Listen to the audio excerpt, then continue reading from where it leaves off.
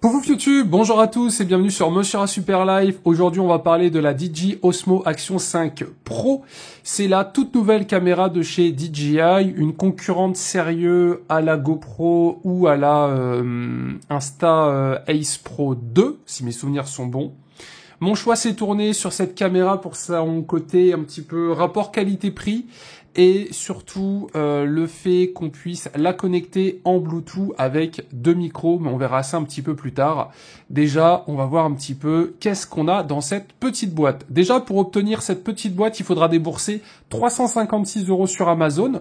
Vous aurez le lien disponible directement dans la description et on est sur une Action caméra, donc c'est une caméra qui va vous servir à faire de la plongée sous-marine, filmer vos vacances au ski, filmer vos vlogs. Ça peut se monter sur un casque de moto, nous c'est ce qu'on va principalement faire ici sur la chaîne, mais également pour filmer pas mal de choses. C'est donc la toute dernière pour information. Au niveau de la boîte, ça va être assez simple. Vous allez avoir tout simplement la caméra, la protection de contour de caméra et après tout un système d'accroche rapide que je vais vous présenter dans cette vidéo, une batterie et un câble USB. À noter que dans la boîte, on n'a plus de chargeur, donc il faudra en préparer un. Vous avez ici le détail. Donc on notera, pas de chargeur malheureusement. On a les extrêmes batteries, c'est les toutes nouvelles batteries DJI qui annoncent une meilleure autonomie que la Osmo Action 4 qu'on avait testé sur la chaîne pour information. Et au niveau du système d'attache, on est exactement comme celle d'avant.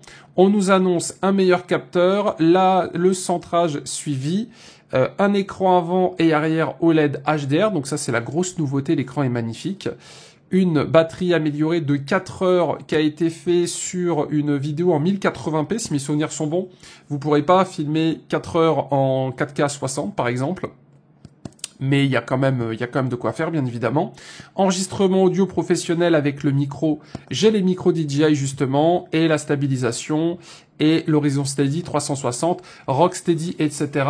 C'est tout simplement ce qui permet à DJI, c'est une sorte de technologie qui leur permet de gérer les tremblements pour avoir une image le plus fixe possible, bien évidemment.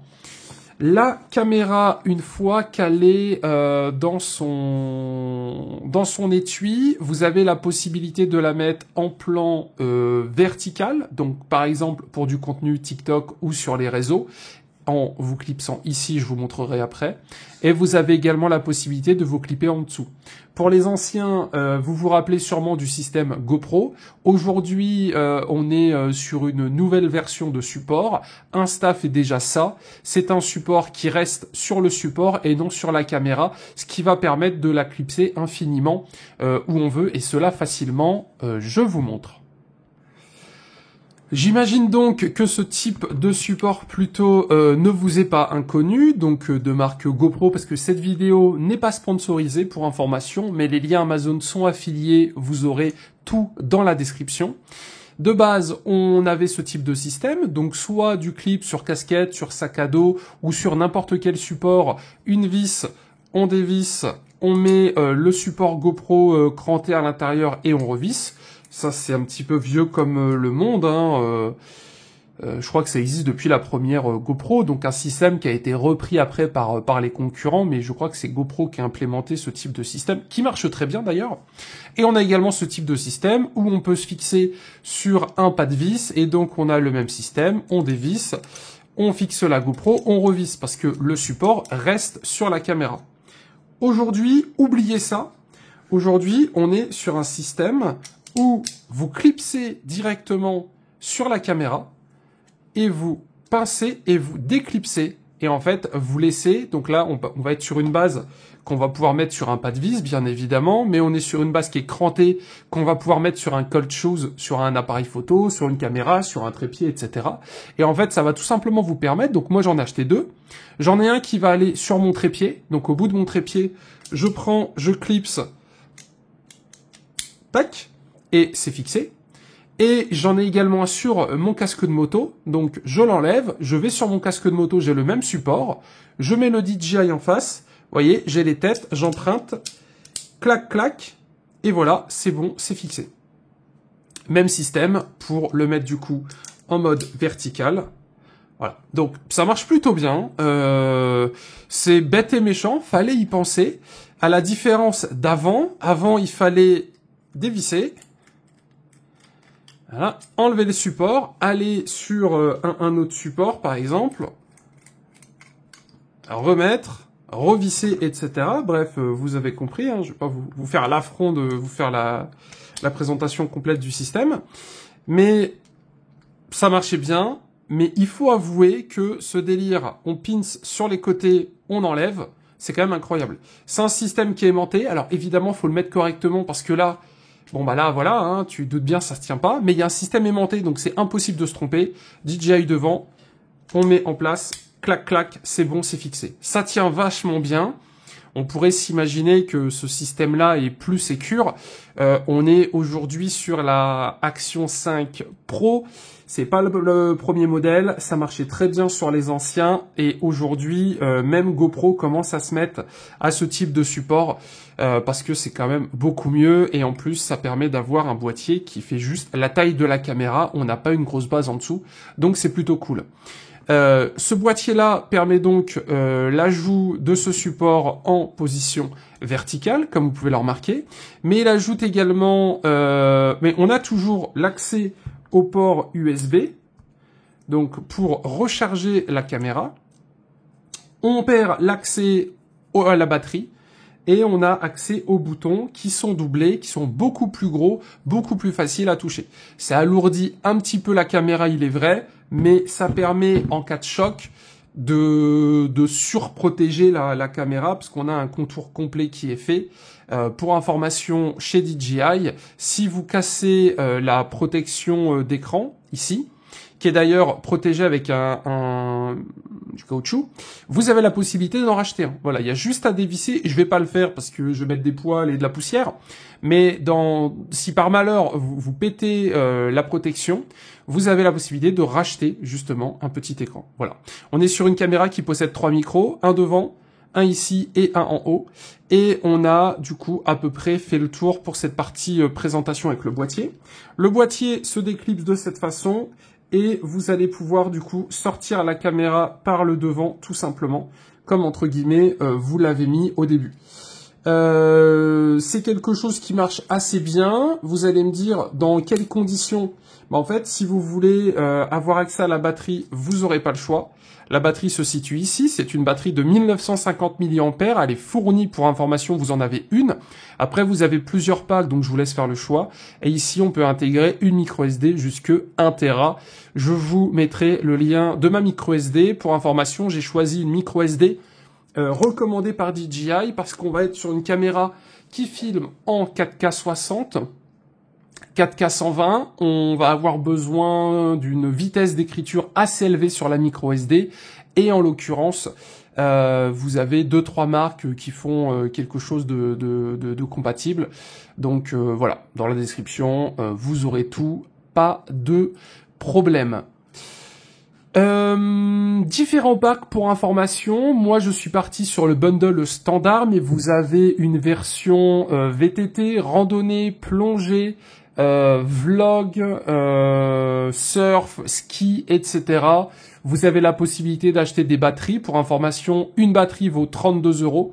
Donc là, on en a une. On peut la recharger évidemment en passant par le port USB. Mais si vous voulez une de plus, 32 €. Je trouve que ça vend encore pour une batterie qui tient de -20 à +45 degrés et donc a une autonomie qui est plutôt intéressante.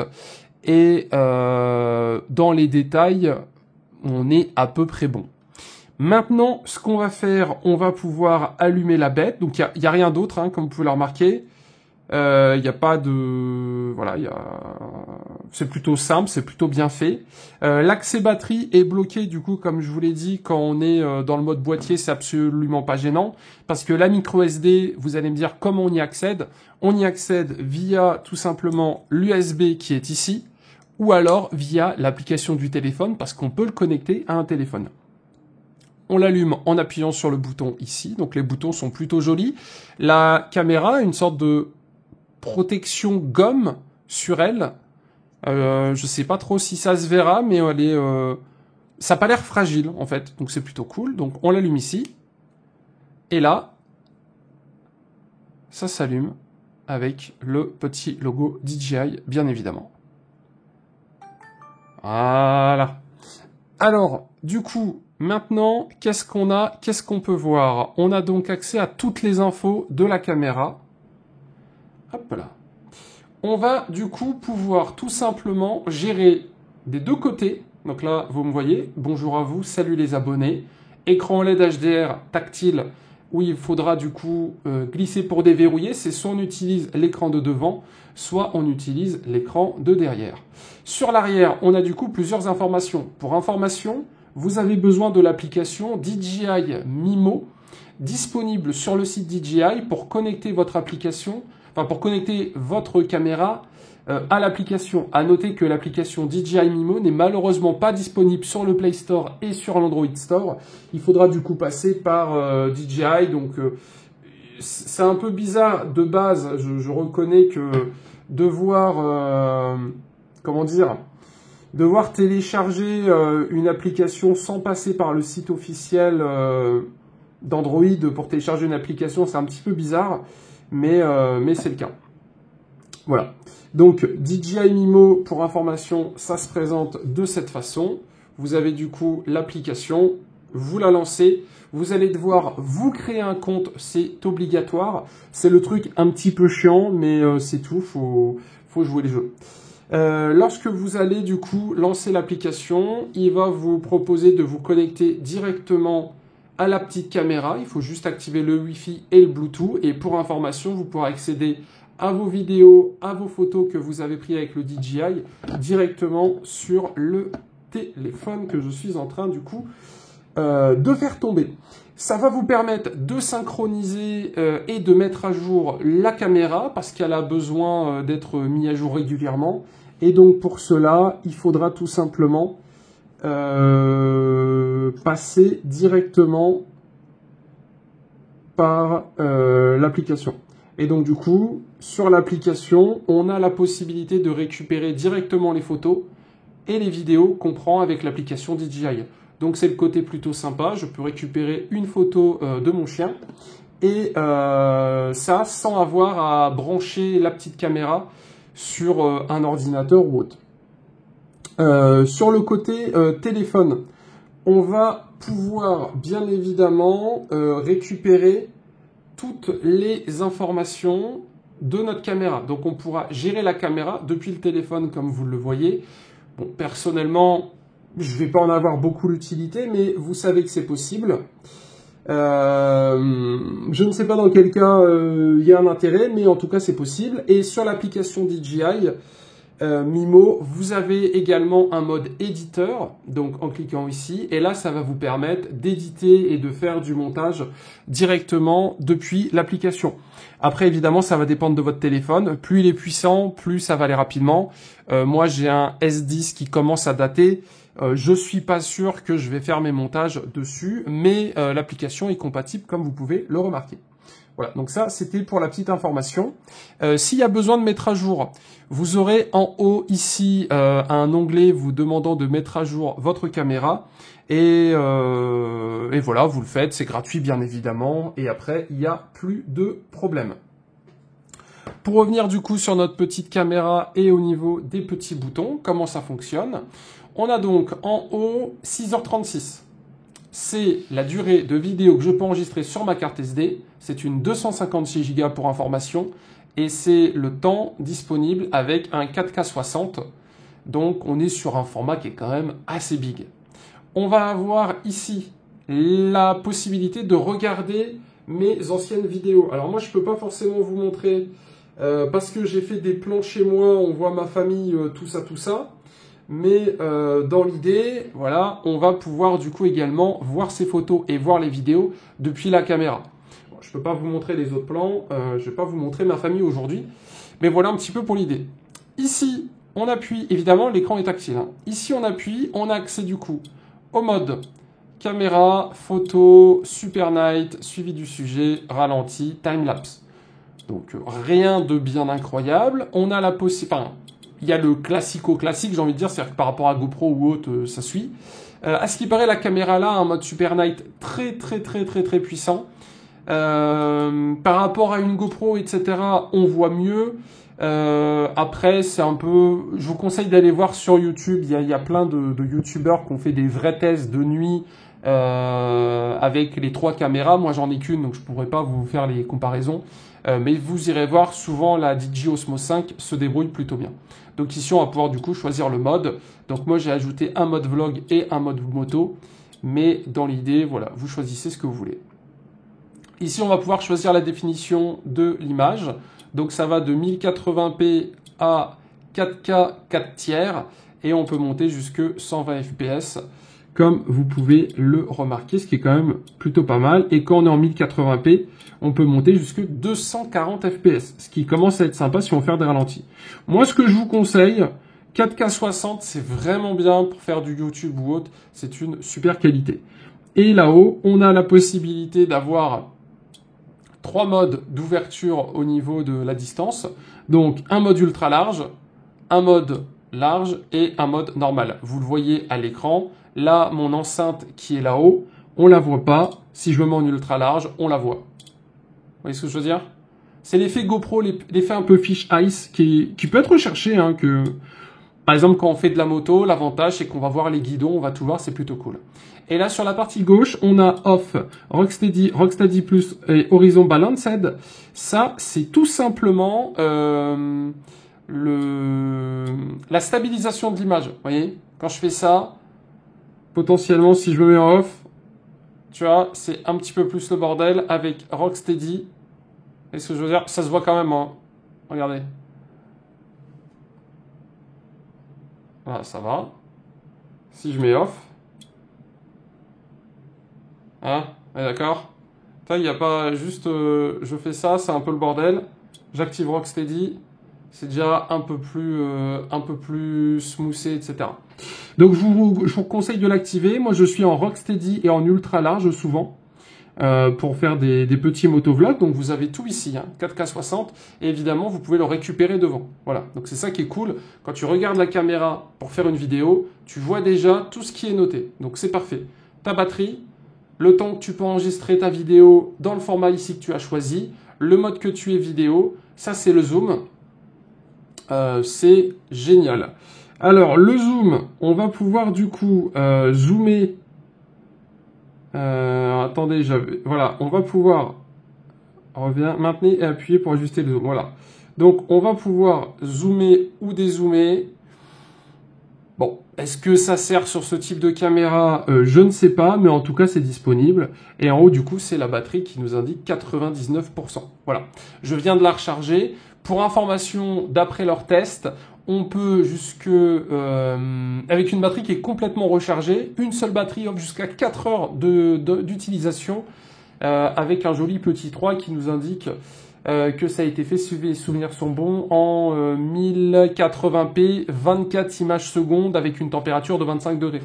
Bon, on va pas se mentir, c'est un peu du bullshit dans le sens où il fera peut-être pas 25 degrés. Dans l'idée, vous avez largement de quoi faire sans aucun problème. Et au pire du pire, si jamais c'est un peu galère, vous avez l'une des meilleures batteries du marché. Elle a été augmentée de 50%. Et en allant du coup ici, vous pouvez la recharger. Donc avec une batterie portable ou un petit chargeur. Voilà, donc c'est plutôt cool. Moi, j'ai fait le choix de ne pas prendre de batterie supplémentaire parce que je préfère recharger ma GoPro, enfin mon Action Cam 5, pendant 20 minutes et refilmer plutôt que m'embêter à racheter une batterie et oublier de la recharger parce que c'est souvent comme ça que ça va passer. Vous avez du coup un écran OLED haute luminosité à l'arrière et également devant. Le rendu en caméra, je ne sais pas comment il sera, mais dans la vraie vie, c'est vraiment joli. On a de bonnes finitions et après, c'est le menu options. Donc ici, on va pouvoir régler l'exposition, les couleurs, les tons neutres, l'ajustement et le scénario. Moi, j'ai modifié les couleurs, j'ai mis en 10 bits, parce que de base, tu as 8 bits, mais 10 bits, ça permet de faire quelque chose d'un peu plus joli. Le reste, je n'ai pas touché. Et là, et d'ailleurs, pour information, pour voir ce type de menu, il faut cliquer sur Pro, tu vois. D'ailleurs, je vous recommande de cliquer sur Pro, comme ça, vous pouvez rentrer un petit peu dans les réglages. Et après, c'est le micro, canal stéréo, réduction du bruit, standard ou élevé, désactivé. Pour ceux que ça intéresse, c'est une caméra qu'on a déjà testée et qu'on va tester toute l'année 2025 dans des motovlogs, dans des vlogs. Donc restez abonnés, vous allez la voir sur le terrain. Dès demain, je retourne des vidéos avec la caméra. Donc pour ceux qui veulent voir vraiment le rendu in the real life, vous allez kiffer, rassurez-vous. À noter qu'au niveau des micros, on peut connecter des micros sans fil. Alors ça, c'est plutôt cool. C'est pour ça que cette caméra m'intéressait. Il faut du coup prendre une version DJI Mini, par exemple. Donc, c'est des tout petits micros qui se connectent automatiquement à la caméra. Pour ceux que ça intéresse, je vous montre ça très bientôt. Demain, j'ai un tournage. On va justement utiliser les petits micros. Il suffit de les allumer. Ça se connecte directement à la caméra. Et c'est un vrai bonheur. Un gros plus. On teste ça demain pour information. Et après, vous slidez l'écran et là, vous avez le profil, l'orientation, comment ça s'appelle, pour gérer la caméra à la voix, chose que j'ai pas du tout utilisée. Et après, c'est pour activer ou désactiver l'affichage de l'écran avant. Et quand on tourne, c'est la carte SD. Donc moi, j'ai une 256, utilisation 230 et petit bonus, et ça c'est vraiment cool, la caméra a un stockage interne de 47 Go. Ça c'est génial, dans le sens où si vous avez une galère, vous avez plus de place, vous avez malgré tout 47 Go de disponible en secours, ou vous n'avez pas envie d'acheter de micro SD. Pour information, moi j'ai payé ma micro SD à peu près 25 €, donc je trouve que ça va pour un 256 Go. Mais voilà, si vous n'avez pas envie, ou vous savez que vous n'allez pas faire trop de vidéos, bah vous avez tout simplement 47 Go de disponible. 47 Go, ça permet de faire déjà pas mal de choses. Surtout si vous filmez en 1080p 60. Il n'y a pas forcément besoin de racheter une micro SD. Donc c'est vraiment super cool. Je crois que c'est la seule à proposer ça sur le marché. Donc bon point. Et après, c'est les réglages où donc on va pouvoir régler pas mal de choses, notamment la section micro où on peut connecter jusque 2 micros sans fil sur la caméra. Je vous teste ça très bientôt. Restez abonnés pour suivre les vidéos, parce qu'en un épisode, c'est compliqué de tout vous expliquer. Vous avez vu, ça dure déjà 22 minutes. On n'est même pas sorti du bureau encore. C'est pour ça que je vous ferai des vidéos en extérieur un petit peu plus tard. Pour information, c'est super complet. J'ai eu le temps de faire une mumuse un petit peu avec les micros. On peut régler énormément de choses. Mono, stéréo, est-ce qu'on veut un passe-bas, est-ce qu'on veut une piste de sauvegarde, est-ce qu'on veut un micro à gauche, à droite, est-ce qu'on veut un contrôle d'écrêtage pour éviter que des fois ça parte un peu trop haut, un peu trop bas, est-ce qu'on veut modifier, baisser le gain. C'est super complet ce qu'ils ont fait. Moi, c'est vraiment pour ça que j'ai acheté cette caméra-là. Le rapport qualité-prix me plaisait bien. C'est la dernière version de chez DJI. Et cette famille DJI avec connexion sans fil, moi qui fais des motovlogs, je mets un micro dans mon casque, la caméra devant, ça marche. Et je peux le faire avec les deux micros. C'est génial et je vous en parle très bientôt, bien évidemment. Donc après, commande vocale, malheureusement, c'est dispo qu'en anglais pour le moment, mais on peut s'attendre à des petites mises à jour par la suite. Profondeur et altitude, ça va permettre d'afficher sur l'écran vos petites infos si vous faites de la plongée, de la randonnée ou du parachutisme, ce qui n'est pas mon cas, bien évidemment. Toujours à l'écran, l'écran off, le micro intégré de sauvegarde, minuterie, mode USB, connexion sans fil. Voilà, rien de bien spectaculaire. Débit binaire, standard ou élevé, ça va augmenter la taille de votre vidéo. Moi, j'ai préféré mettre standard. Élevé, je passe de 6 heures à 4 heures. Le son, j'ai mis en moyen. Voilà, c'est le son du coup de la machine. Grille, ça affiche une grille comme il y a sur les téléphones. Personnellement, j'ai désactivé. Et après, on arrive sur la fin. Un arrêt auto au bout de 5 minutes. Radiocommande Bluetooth, je ne l'ai pas. Stockage, je vous l'ai expliqué. Date et heure, rétablir, information, etc. Voilà. Donc là, on est sur une caméra qui est à jour de février 2025. Pour information, j'ai eu une mise à jour quand je l'ai acheté. C'est un produit que j'ai pas eu trop l'occasion d'utiliser encore. On est au début de la saison des motovlogs, mais au moins vous savez un petit peu avec quoi je vais filmer mes petits motovlogs. Et les micros, je vais quand même vous les montrer parce qu'ils sont de toute beauté. Ça serait vraiment dommage de pas vous les montrer. Et si vous avez des questions, n'hésitez pas, la section commentaires est là pour ça. Comme la section pouce bleu d'ailleurs. Pensez-y, ça soutient la chaîne. Alors, les micros, je vous montre ça rapidement parce que j'en ferai une vidéo spéciale. Une petite housse, une petite boîte on ouvre la boîte, les petits micros, on prend un micro et on peut le connecter directement à la caméra. Voilà. Mais ça sera pour une prochaine vidéo. On va pas brûler les étapes. Mais vous savez que ça existe. C'est super bien. Ça marche trop bien. Bref, abonnez-vous à la chaîne si vous voulez voir une vidéo sur ce micro DJI Mic Mini. C'est vraiment cool ce qu'ils ont fait. Et cette connexion avec la caméra automatiquement, c'est du bonheur. Du coup, voilà un petit peu ce qu'on pouvait dire sur la Osmo Action 5 sans aller dehors faire des tests, sans faire de plongée sous-marine, etc. Pour information, sur la chaîne, vous avez déjà 2 vlogs tournés entièrement à la Action 5 Pro et j'ai une dizaine de vidéos de prévues en mars avec cette caméra. Donc, dans un mois, vous aurez tout. Des vlogs, des motovlogs, avec micro, sans micro, voilà, il y aura tout va démarrer. Mais voilà un petit peu pour l'unboxing, le test. Donc je vous le rappelle, écran HDR avant, arrière, une batterie qui a été améliorée, un 1080p 240 images secondes pour faire des ralentis. Prix sur Amazon 356 €, qui est un super prix pour information, je trouve, pour ce type de produit nouvelle génération. Et ce côté un petit peu TikTok, Instagram, YouTube Short là, qui est vraiment sympa pour des créateurs comme moi de contenu sur YouTube. Il y a moyen de faire des petites choses super sympathiques. Voilà un petit peu pour l'idée. Je pense que je n'ai rien oublié. Donc le mode Super Night, je vous en ferai une vidéo, on fera même un motovlog la nuit. On va juste attendre que ça se réchauffe un petit peu. Et pour le côté un petit peu sport extrême, on va se faire ça de façon avec la moto. Voilà un petit peu pour le délire. Je pense que je n'ai rien oublié. C'est beau, c'est bien fini.